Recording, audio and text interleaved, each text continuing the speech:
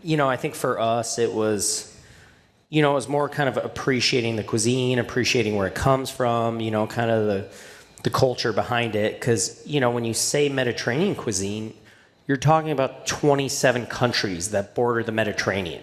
So that's insane.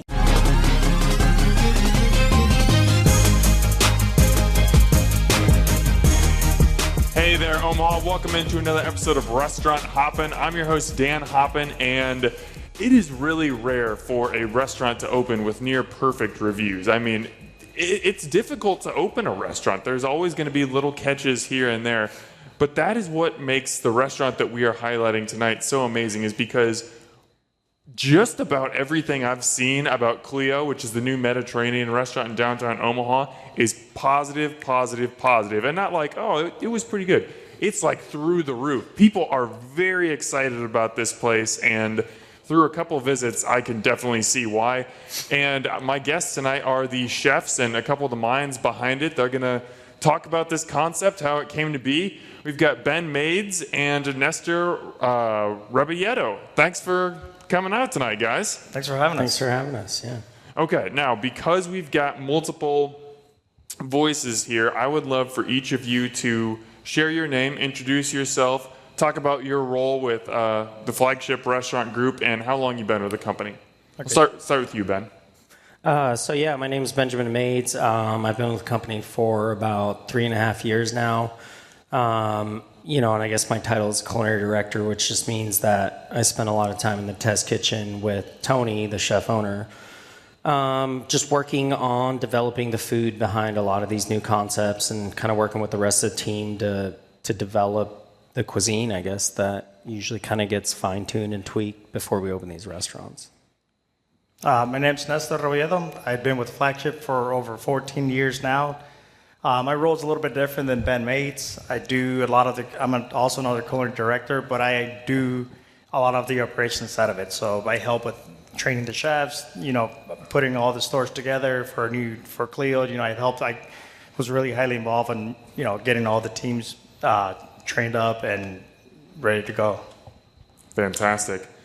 Clio, just as a note, located at 1202 Howard Street in downtown Omaha.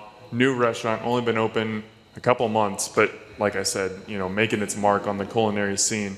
If somebody hasn't visited Clio yet, how would you guys describe the concept to them? I guess I would call it a pita place. Nestor, what do you think? It is a pita place. I mean, it's a beautiful restaurant.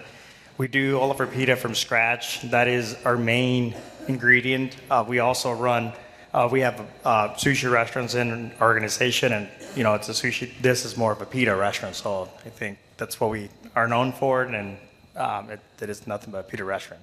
I find it so interesting that you guys center on the pitas, because there's so much more on the menu, like so many other great Mediterranean dishes, but you guys both immediately went to pita. What was it that made you want to highlight the pita specifically in this concept? I mean, just the process of the pita, it's amazing itself. It's a 48-hour fermentation that we do on it, so it takes a lot for the pita to come to life. So from day one, we started making the mix, then the hydration, and then we let it rest for 48 hours, and it gets all that fermentation, and then we cook it to order. So that's what is, and it's just a great dish on its own.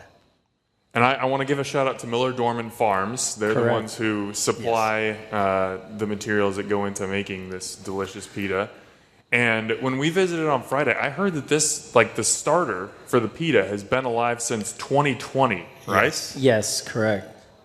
That's incredible. I think Nestor's downplaying it a little bit, but, it does start with that Miller Dorman Farm whole wheat. And the way I always say it takes about 4 days to get a pita on a plate, so we feed the starter. It's 100% Miller Dorman Farm stone ground whole wheat. We're so grateful to use such a great product, and that's kind of the foundation. Nestor was mixing these huge batches of pita dough in our spiral mixer, and then we do a bulk fermentation overnight. Then he reportions the dough one more time into 90-gram dough balls. So, we're talking about 500 pita a day. Yep. And then it rests overnight again, and then that next day it goes into the wood oven. So, you know, to me, it's just a beautiful product, and I think we're both very proud of it. Nestor was a huge part of kind of trying to get through 500 pita a day, because we opened and we're like, oh my gosh, we're going through so much pita. It was a lot of work. So, I mean, this is what I love about food and just kind of getting the opportunity to talk to you guys, because I don't think if someone came into Clio, I think they could have a pita and be like, oh man, this is excellent. This tastes so good. It's nice and firm. It rips well. But to say it's a 4-day process, I mean, that is so much work that goes into just one product on your menu. What was the R&D process like as you're developing these pitas and knowing this is going to be maybe the highlight of this restaurant, and something that is going to, you know, somebody's going to come in and order salmon, somebody's going to come in and order chicken, somebody's going to get the dumplings, but this pita is probably going to be on just about every table that comes in. Yeah, Chef Ben worked on the pita development for a long time. I mean, I was at the kitchen with them, and I mean, we made pita so many times, and we thought we had it to perfection. And then, you know, we showed up to the restaurant, and we were doing smaller batches at the kitchen, test kitchen. Then we showed up to the restaurant, and we started to go through 500-600 pitas a day. And on top of that, Yeah, it was crazy. you know, producing all the other massive food and everything. So it was kind of a curveball for us, and we had to rethink the whole thing, and how we're going to make 600 pitas a day. We couldn't keep up at some point, and just to roll in, you know, giving the pita enough rest and all that. So, but Chef Ben can elaborate a little more on the R&D. Yeah, I mean, it was a time we were just making pita every day, literally every day. We come in, and then finally we kind of got a recipe that we kind of dialed in. Then we started playing around with fermentation. And then, you know, I was like, I really think, you know, if you do too much whole wheat, it weighs down the pita. So that's when we really decided to do, I was like, why don't we try a 100% whole wheat starter? You know, and so that, you feed that starter and you let it sit 12 hours and it comes alive. It's the natural leavening agent of that pita. You know, do a little yeast in there as well, just kind of keep it more consistent. But, you know, we just started making pita every day, and we tried at 3 days, we tried at 2 days. We said, how far can we push it? Like, how do we like this hydration? And, you know, even getting into the restaurant and scaling, like Nestor was saying, I mean, your batch size, we just weren't really prepared. We're like, oh, it's a 90-seat restaurant. It'll be fine. It'll be easy. Literally every single one of the operators was like, oh, it'll be fine. We're like, oh my gosh, I can't believe we're selling so much pita. So it's something that I'm always really curious about when I talk to chefs about the creation process. Like you just talked about, so many test batches of pita, just so many weeks of R&D testing, you know, different bake times, you know, different ways that you're feeding the starter, things like that. How do you know when you reach the finish line? Like, how do you know, like when you taste it, how do you know that, yes, this is it? This is our recipe. This is our process. We've found the mountaintop. Either we said it's really good, you know, if it's good, then we're like, you know, everyone tries the food, and, you know, when you take a bite and you're like, it's a wow. Yeah. You know, that's when you know, I feel, to me, as a chef, and I'm sure to Ben, but when you know, when you try and take a bite, you're like, wow, this is really good. And that's what we want people to experience when they take a first bite, you know, be a wow. That's to me, that's when I know it's ready. Yeah, I mean, once that it's in the oven and it's puffing up and it's beautiful and it's got the leopard spotting and just the right caramelization and just the perfect amount of poof in the oven that kind of separates the layers.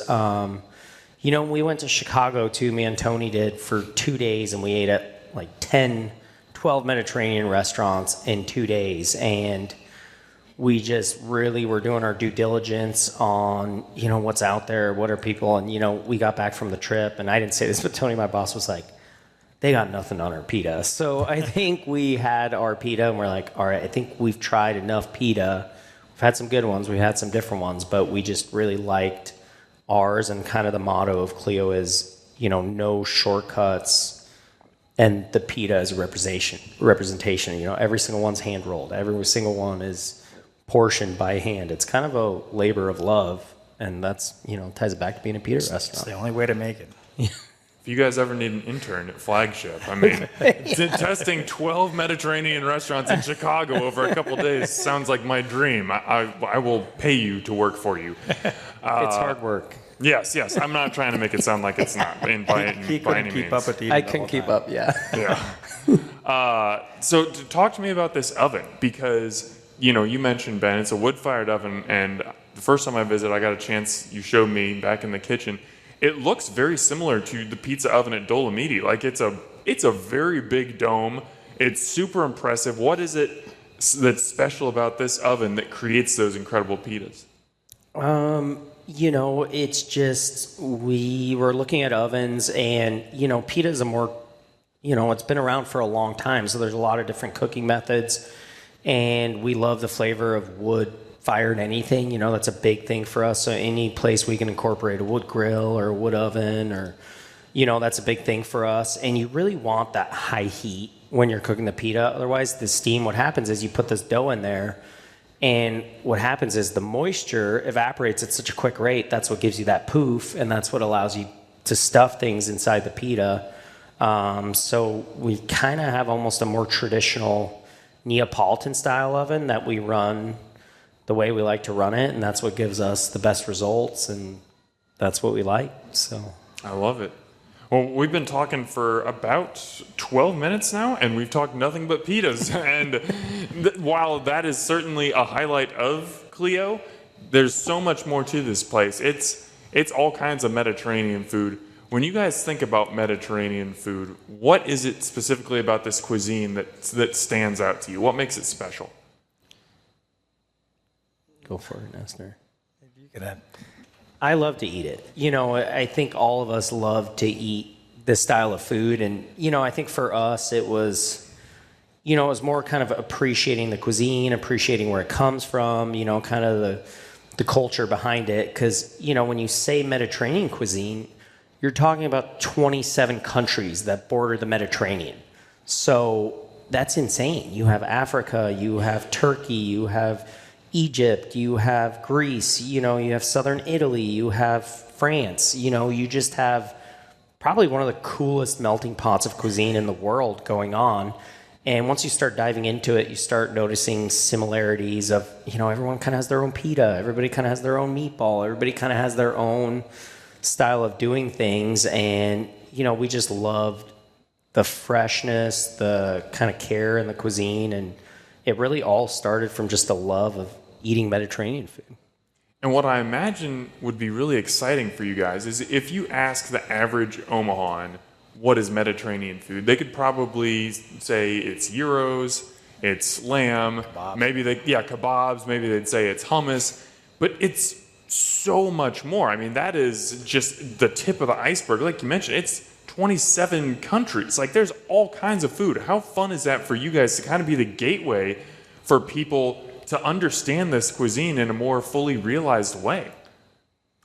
Yeah, and I think I would say we're not even like scratching the surface. Like we did a very small kind of representation of that. It goes on Introducing Omaha. I feel like there's nothing around here in Omaha like that, and people aren't doing that Mediterranean style here in Omaha. So we, like Ben said, we kind of, we've been talking about it, and this is just the tip of the bird. I mean, we're planning in the future to open more Clios, but we're going to do a big wood-fired on top kebabs and more of a traditional. This was kind of a test, and people love it out there. But again, like everything that we do at Clio, not just the pita, but everything like the hummus that we have here. I mean, that's just from scratch. We make everything from scratch. I mean, we make the chickpeas and everything, and we make everything to order. We batch every single morning. For afternoon and dinner rush, we make the hummus 3 to 4 times a day throughout the whole day just to make sure it's fresh. So I think that's what makes Clio what it is, and the reviews, and you can just taste it when you go in there. Now, Flagship Restaurant Group has been around since 2002, and just a wide variety of concepts under that umbrella. Like you mentioned, Nestor, there's sushi, there's Mexican, there's kind of American bar style food, there's upscale, there's fine dining, there are bars, but this is the first Mediterranean concept that you guys have gotten into. What was it? Do you remember those conversations and those discussions about like, okay, what's the next concept? Let's do Mediterranean. Why Mediterranean? A lot of the owners, they love Mediterranean food. They love that kind of style of food. I mean, they're very, they're foodie people. They travel all over the world. So they wanted to bring something new to Omaha and, for everyone to enjoy.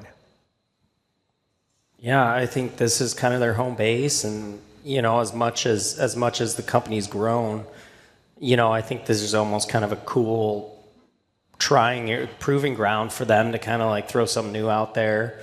And with Memoir and Clio, I think they just were like, hey, let's try it in our hometown and see how it goes. So just to give a little bit more cred to you guys as chefs, Ben is a James Beard Award semifinalist and one of the co-owners of Au Courant, which is one of my favorite restaurants in Omaha. And Nestor, like you said, you've been a member of Flagship since 2009. Like, you were there pretty close to the beginning. But at the same time, like, for as much time as you guys have spent in kitchens, this is a new cuisine for you, or at least new-ish. Yep. What was it like for you to just immerse yourself in something new?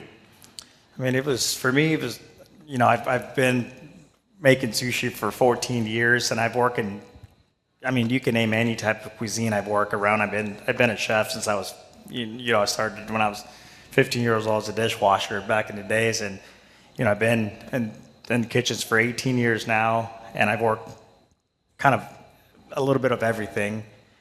So when I started doing Mediterranean, Ben, I worked with him a lot, and I was like, it was all news to me, but it was just another thing that it was under my belt. I love cooking, and it was a challenge, but I think we had great talents, chefs behind the food, so it was good.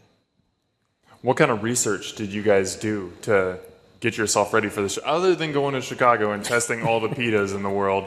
Did you guys travel to the Mediterranean at all? Is it just looking up recipes online? Like, what were you doing to level up your Mediterranean game, so to speak? I think unfortunately, we didn't go to anywhere. They were cool, yeah.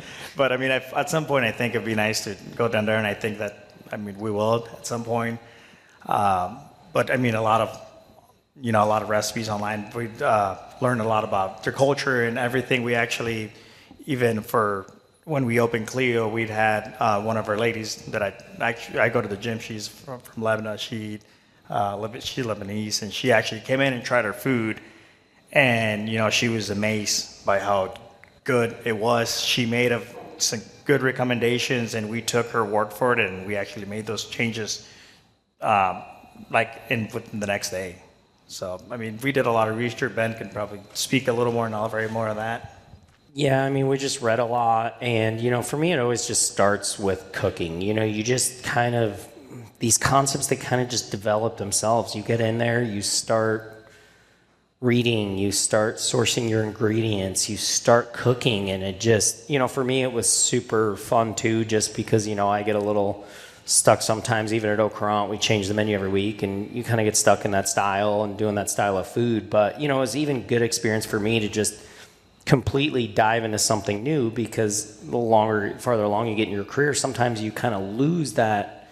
You get stuck doing a certain thing, but it was fun, and it was a really great learning experience, and it was just really good to kind of push myself out of my comfort zone and just dive in.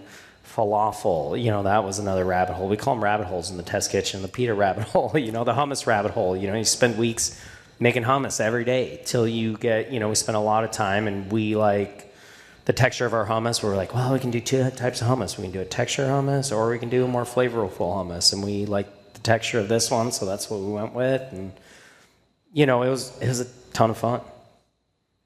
What is that R&D process like? Is it just create one version of something, try it, go from there?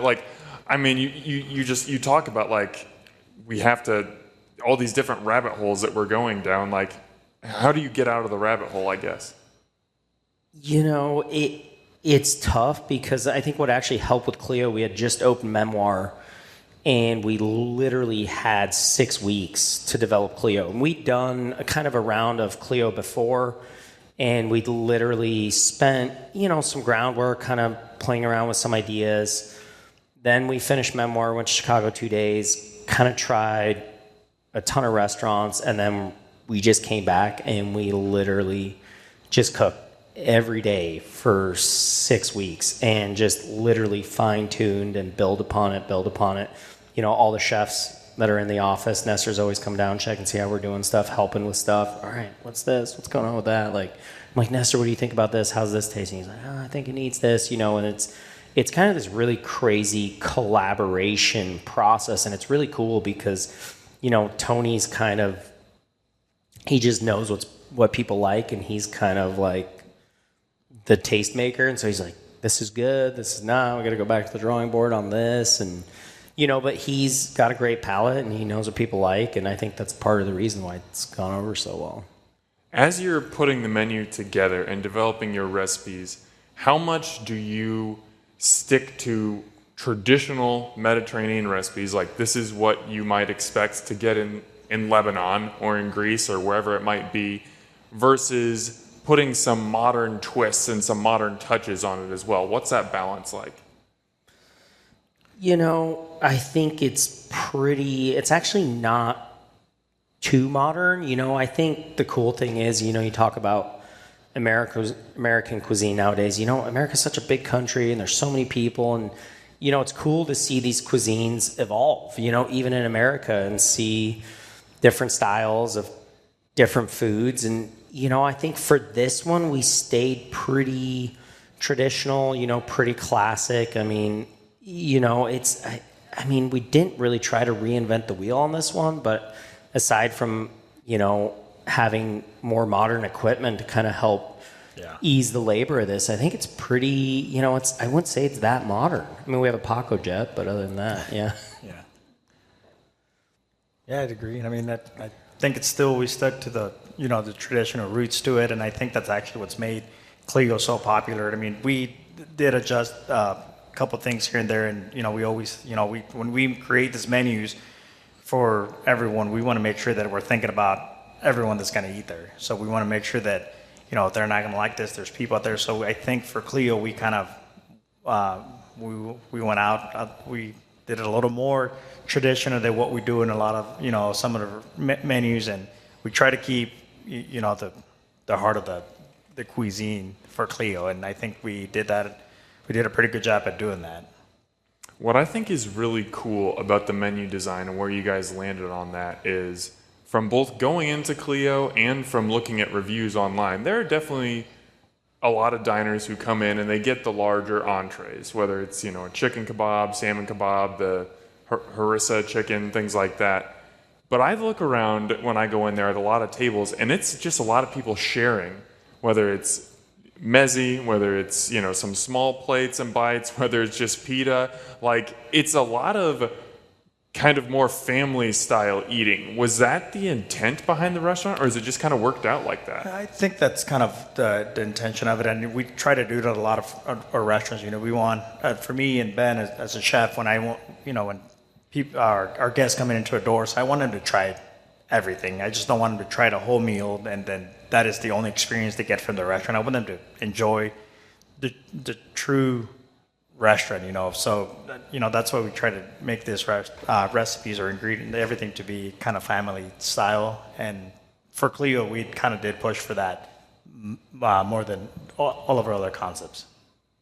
Yeah, and I think Clio, Shannon, she does the wine program, and she put together such a great wine list. I kind of started out as a wine bar with some snacks, and then it kind of evolved into this concept. But, it's just what a cool place to just come in and share a bunch of food, or sit down and have a glass of wine and just try some spreads. You can get kind of multiple experiences there, but, the fact that people are embracing shared food is awesome because, the lamb shank, it's one of our kind of more signature dishes. It's almost a pound lamb shank before it gets braised, and my recommendation is get a couple pita, stuff that baby up, and go to town.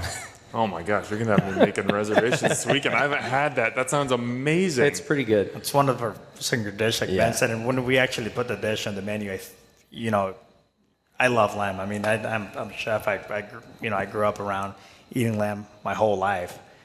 And when we put the dish on the menu, I thought, I'm like, man, I don't know. It's kind of scary. I just don't know if it's gonna do well, and what the reaction is gonna be. Man, I was blown up of how the reviews and the feedback was on that dish. I mean, I tried it. It's probably my favorite dish with the pita. But I was very, very surprised and happy that the people that come into Clio are actually enjoying this kind of food. Dang it, Sarah. We screwed up. We were just at Clio last Friday, and I mean, to be clear, we thoroughly enjoyed our meal, but now we got to come back and we got to get the lamb shank. It sounds fantastic. Let's tease some taste buds. What are some other dishes that really excite you guys, whether they're best sellers or maybe some things that are flying under the radar a little bit that you're like, this is just straight up delicious? I mean, I think all the spreads are, and I think, but everybody knows that I'm not a big salad kind of guy, but man, our salads at Clio are just... You're going to pimp the salad. Yeah. Wow. They're actually, I mean, they're just it's a different type of salad that you're going to get if you go to any other restaurant in here. Okay. You just don't have that in any other restaurant. You just get your normal Caesar, your house salad, and you get this. I think the salads is one of the, but our spreads to me, I think are I don't know. I think they're after the pita. I think the spreads are our best thing on the menu. Yeah, I think the salads. I really like the crudo. The yellowtail, we buy really nice fish, and it's kind of different. It's a little bit out there, but we do it with charred grapes and jalapenos and cilantro and radish, and we kind of make this jalapeno sauce and then drizzle it with harissa oil, and it sounds kind of out there. There's sumac onions on there. That's but actually probably one of my favorite dish. It's it sounds weird, but everyone kind of usually orders it. But there's not really much stuff I don't like. I would eat all of the food there all the time. Or you wouldn't make it. Yeah. You wouldn't send something out that you don't like. Yeah. But I crave the food all the time. I think, we're buying nice product. We're sourcing good product. We're not taking any shortcuts. And I think the whole menu is a good kind of representation of that. I want to give a shout out to something that I don't know if you guys would specifically recommend, but if somebody's like listening to this and they're a newbie to Mediterranean food and they're just like, they just want to dip their toe in the water and like figure out, maybe try the cuisine a little bit, the lamb burger for lunch is just an excellent burger. It's maybe not the most traditional, Mediterranean thing, but it combines something that people are really familiar with, a burger, and then it introduces lamb, and you've got the sumac onion, you've got the harissa aioli, and you've got the casseri cheese on there. So it allows you to kind of experience Mediterranean food, kind of understand the flavor profile, and then next time you can dive fully in. So, just a thought. That's a good thought, yeah. We talked about the oven a little bit, but I want to dive into that a little bit more because I know that those ovens are really difficult to use. They're hotter in different parts of the oven, depending on how much wood that you've used. Like you constantly have to refeed that. That's going to affect the temperature. There are hot spots in an oven. Like what kind of a process was it like to learn how to use that thing?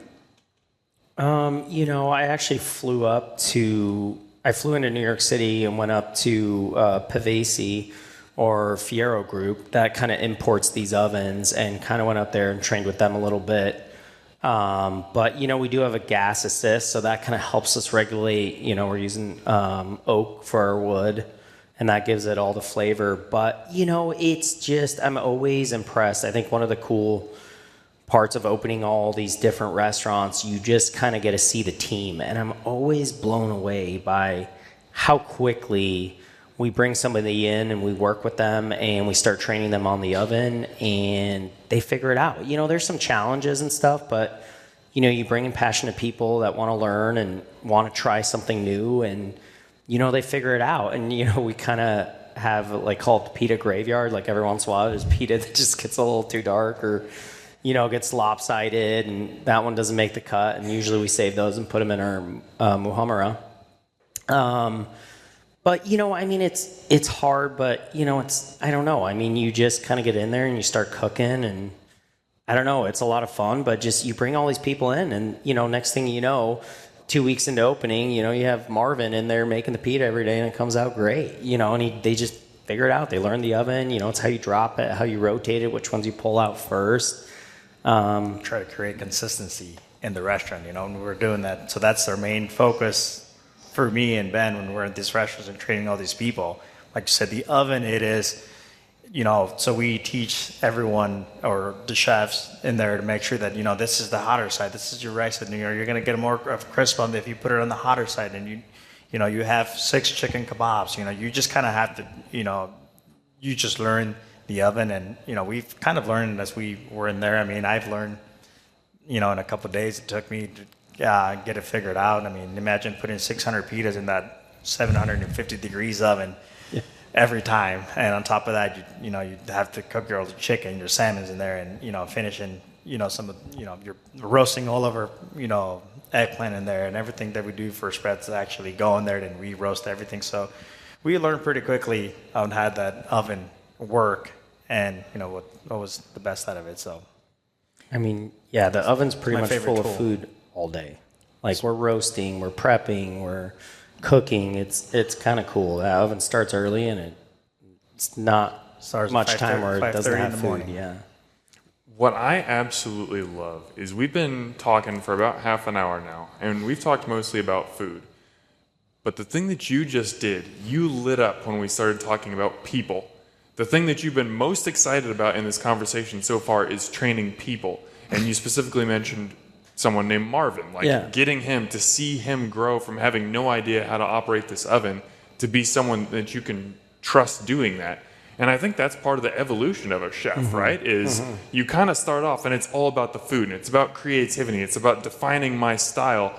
But as you kind of become more of a veteran chef, it becomes more it's just as fulfilling, if not more fulfilling, to be able to pass that on to the next generation. Am I barking up the right tree there? 100%. I mean, Nestor's an amazing trainer. I mean, I work a lot of, like I said, I do a lot of the, development for some other concepts, and then I do a lot of the concept development with Ben for the new concepts. But I do one of my main, daily tasks is I work with people. And I've always told the owners if I didn't work with people, I couldn't be doing this job, because I think I just have a passion working with people, and I always say without them we don't have a nice restaurant. And so training the people, that's the passion of mine. I think it's it's what you pass on to those people, and it's how you pass it on. You can just you can be I've seen it over my career. I see chefs that just that just kind of pass it on. They're like, they don't really teach, they don't really make, you gotta evolve these people. And, that's the chefs just don't take a lot of pride in that. And for me, Ben, I mean, I've worked with him for a little over 3 years now. And I mean, he is, I've learned from him every single day. He's a hell of a chef. And, when we go in there, we just have this vision of how we want to do things, and it never works out that way. It never does. It really never does. I mean, you're doing, like we said, it was a 95-seater restaurant, and it was a rough 8 weeks that we were at that restaurant. For straight 8 weeks. We were going there, at 7 in the morning. We were leaving at 11 p.m. every single day, no days off.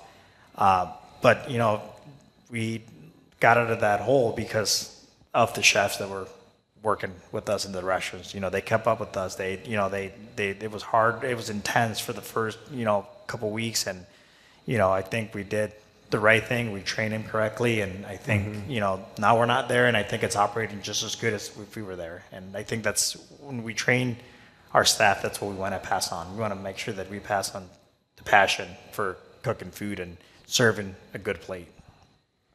Yeah, and I think it's so cool because, you find all these people from all these different walks of life and different stories, and you kind of get to meet all of them and get to know them a little bit. And, kind of like Nestor's saying, you kind of pass the baton and you're like, hey, we've helped you get here, let us know if you need anything. And, watching everyone kind of take ownership of the oven or the pita process or, just even the hummus or,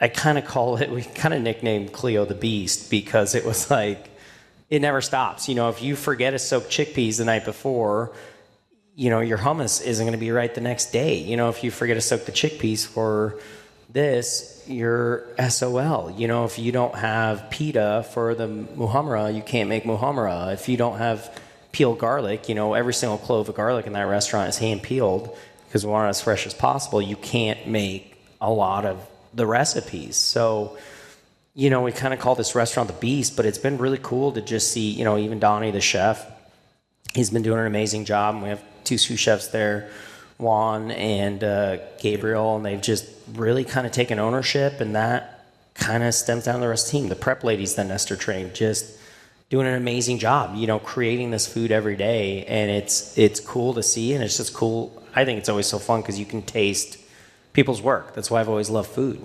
People create something and you get to eat it. That's the best. It's the best way to, appreciate something. I'm not going to argue with that sentiment at all.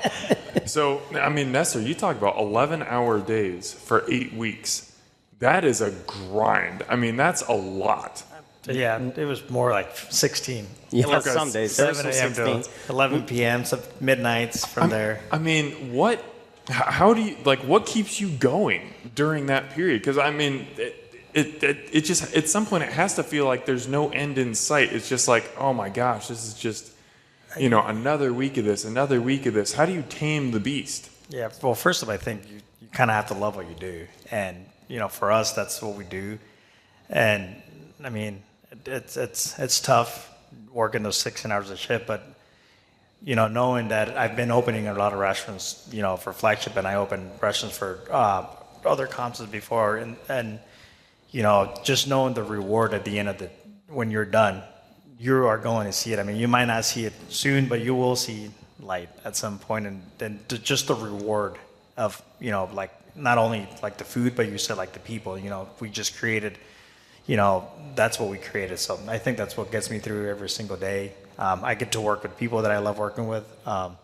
It's fun. It's stressful, but we make the best out of it. Yeah. There's always a lot of tensions. It gets a little crazy sometimes, but It's better.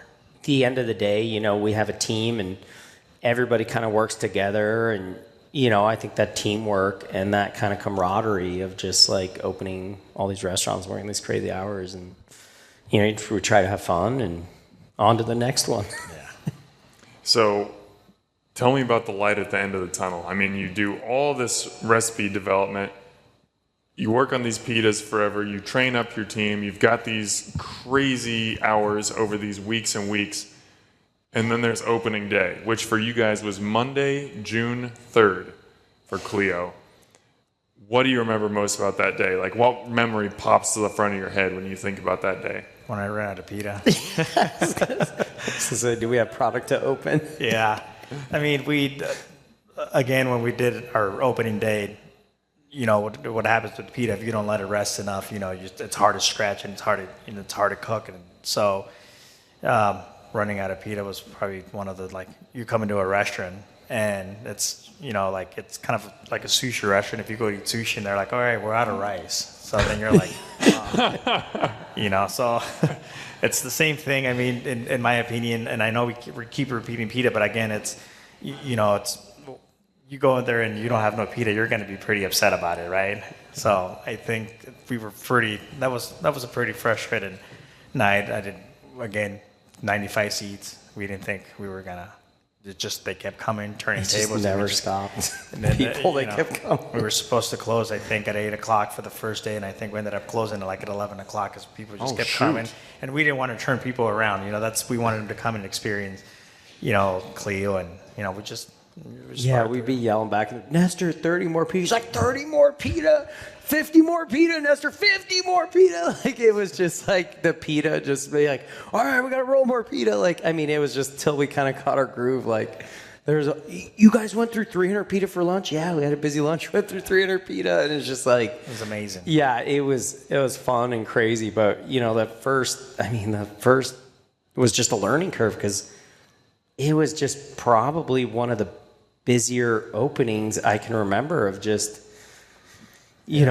it being busy. It started at 11 and we'd have a good lunch, then happy hour would be packed, and then dinner. You didn't stop. Like 11 to 11 you'd be cooking, and it was just the line cooks would trade out. We'd be That was it was crazy for opening, trying to figure out our volume. We were thinking, okay, when we opened that day, then the next day we're like, okay, well, we're going to do about the same. Well, no, we were actually busier. And then we get to the weekends, and then, it's just constantly changing a little bit every day. But then, after a couple of weeks, we got a good system on it, and the pita thing, we were doing it at, so we ended up coming in the morning at 5 in the mornings for a couple of days to try to figure it out when there's no people on the way. And so we adjust, and I think that was one of the things.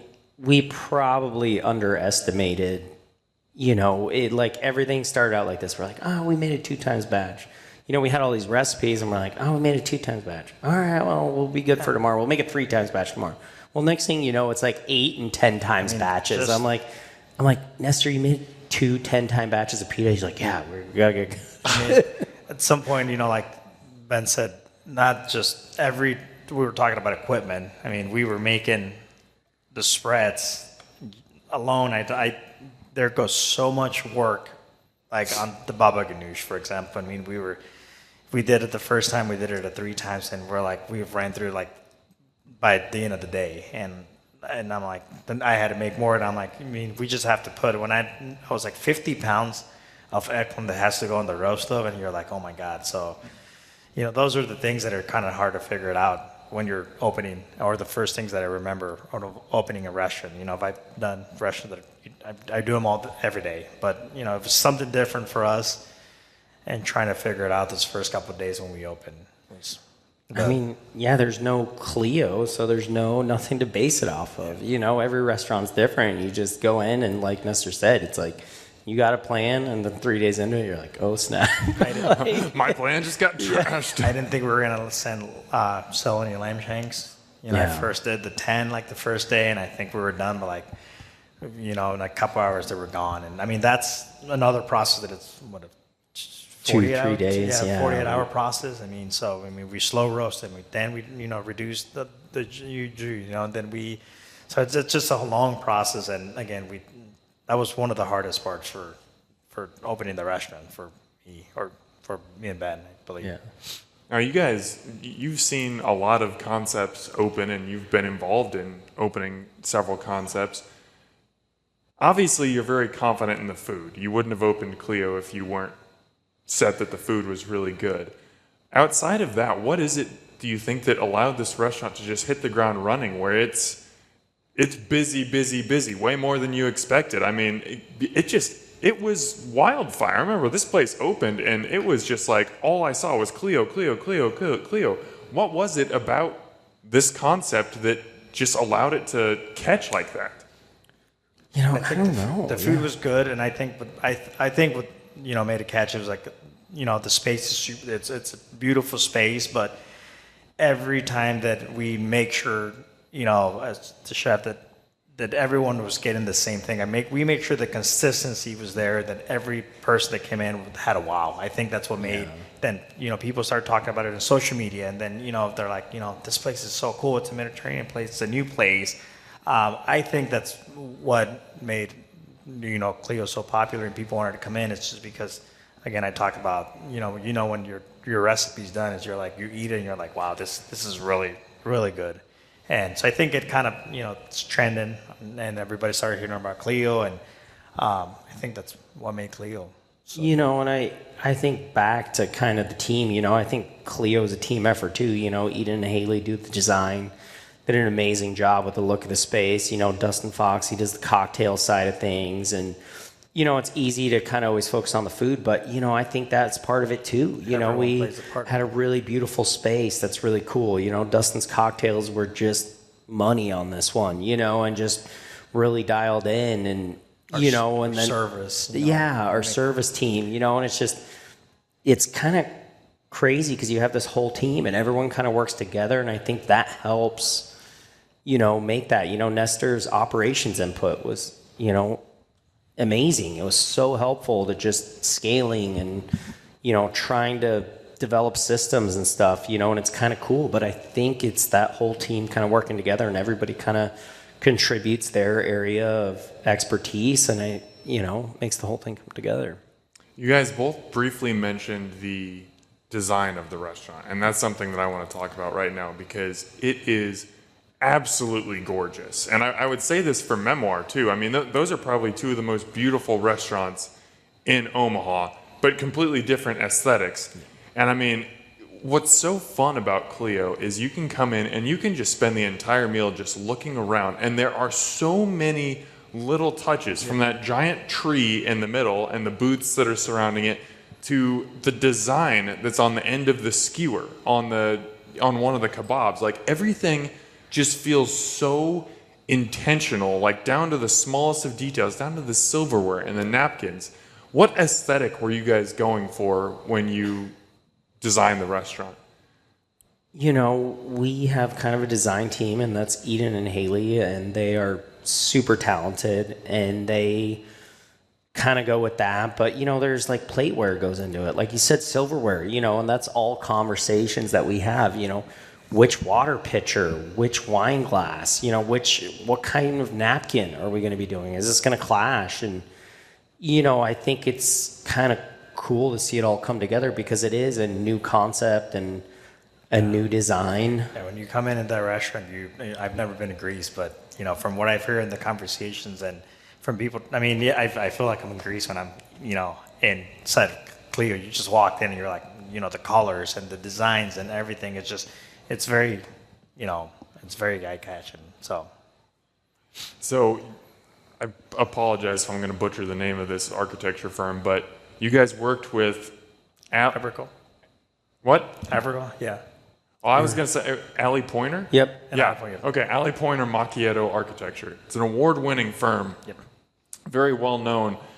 What is the dialogue like between restaurant owners and chefs and an architecture firm like that? Like, what's the back and forth between, you know, them saying, okay, this is the aesthetic you want, and you say, okay, well, this is, you know, practically, this is what we need the kitchen to be. This is how how the floor needs to be spaced so our servers can, you know, make this work and not be crashing into each other. What is that back and forth like, especially when you're working with a firm that is really well known and well established?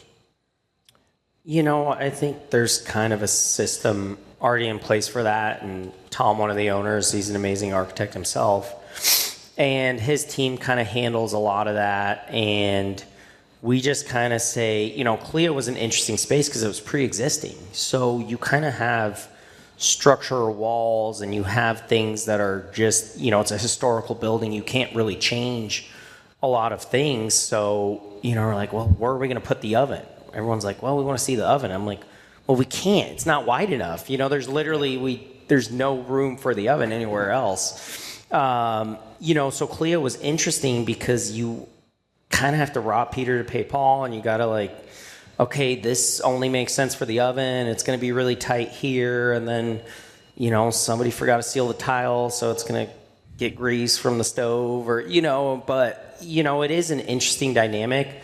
Luckily, I think, you know, we kind of focus on the kitchen. We kind of give them our drawings. We say, hey, this is what we want this here. And then somebody will come back and be like, hey, we're going to have an issue with the oven. Like, how are we going to get this to fit? It'll literally pull the doors off to bring the oven in. So, yeah, I don't know. It's luckily we don't have to spend too much time with that, but it gets interesting. But, you know, Allie Pointer kind of knows kind of what we like, and our design and construction team kind of knows what we like, and, you know, so far it works. And, you know, Memoir and Clio were both kind of that, we did those kind of the same way, so.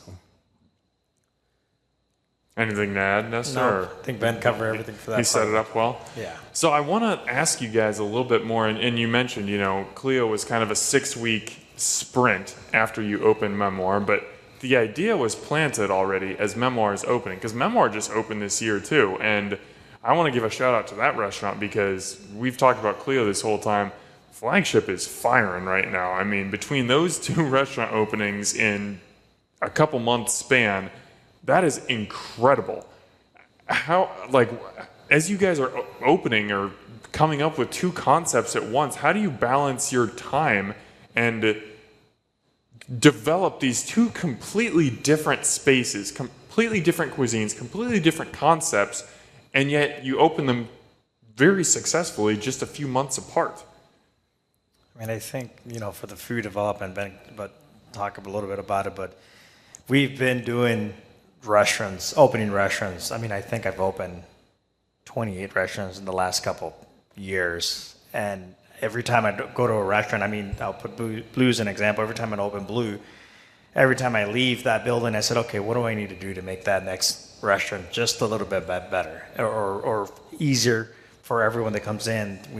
It takes a lot of time from our other chefs that, their families and their kids and wives. And so every time we do a new restaurant, a new development, we're already thinking ahead of we have a new restaurant in Dallas, and I've been talking to Ben. I'm like, this is how we need to be doing it for opening. I think we need to, so we can be more efficient, and that's the conversation that we're always thinking about it. And I think it's, it gets easier and easier, but I mean, they're still challenging. But we're always thinking outside the box of how can we make this better, and how can we make a restaurant, instead of being on the road for 5 weeks, how can we be on the road for 4 weeks? Clio was, I think, for me, we're like talking about it for Memoir, both actually Memoir and Clio, we were there for 4 months combined.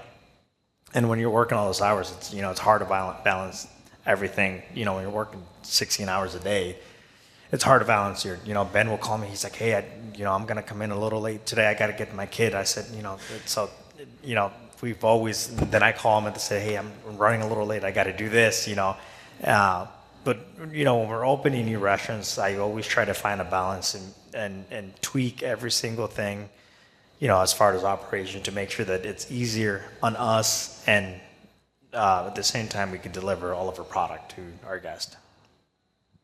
So it feels kind of crazy to talk about the future when Clio is so young, but like, I want to know, like, this restaurant, it's growing and it's expanding. I'm sure you guys have designs for, like, you love it as it is, but you also see potential for it to get even greater.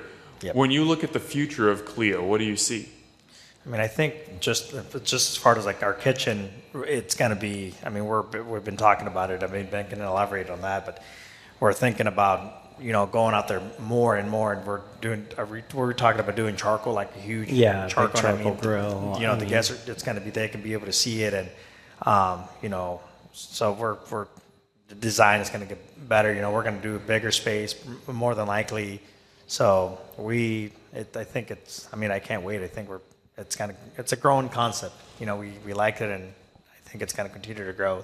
Yeah, we kind of have like a motto between us, and that's always GBD, which that stands for two things: golden brown and delicious, and get better daily. And I think that's kind of become our mantra, and that applies to the food of the concept that we're serving, the design of the kitchen, how we train the staff, how we present ourselves, what can I do better daily? And we just kind of have this philosophy of just continuing to push to do everything we do better food, better service, better, everything. And I think that's kind of, we kind of thrive on that. And me and Nestor, we challenge each other to, hey, I think you could do this a little better. Hey, I think you could do this a little better. I'm like, yeah, you're right. And we kind of, and there's a whole team and we all work together. And I think that's probably one of the biggest things, is that everybody works together for the same goal of getting this restaurant open, getting it successful, making sure the guests are happy. And, when you get a team working together on one goal like that, it's a beautiful thing. And I think Clio is a good proof of that. It's a good representation of it.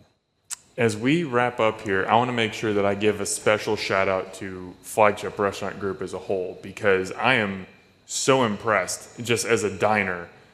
I mean, I've always had great respect for Flagship, but like, to me, it would seem like the more concepts that you open around the country, the maybe less dialed in you would be on each concept.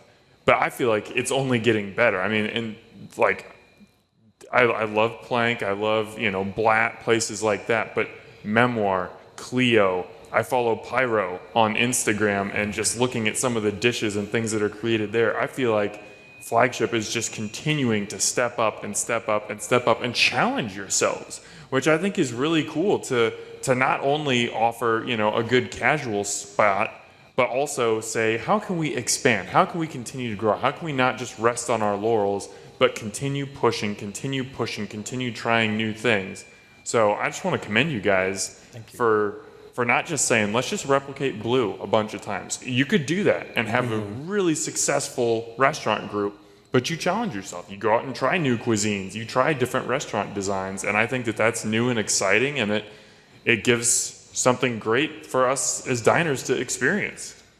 Yeah, and I think that's really a testament to our owners. They care about quality, and they care about food, and they're passionate about all these great things. And it's really a testament to them, because they're the ones calling the shots on, hey, let's try this, hey, let's try that, let's do it. And to be fair, they give us a lot of freedom, and it's fun and exciting for us, because it's a great learning experience for us. But it's really cool that they kind of have these visions, and we get to be a part of a cool restaurant like Pyro and Memoir and Clio. And it's not only a great learning experience, but it's just cool to kind of be a small cog in that wheel. Okay, to wrap up here, I want to get to know you guys a little bit better. So I got some quick hitters, 10 words or less on each of these. What is a cuisine that you haven't cooked much of that you would love to cook more? Oof. Or you'd love to learn even? Sushi. Sushi. I've been into Italian food, and I've never really cooked a lot of Italian food. Yeah.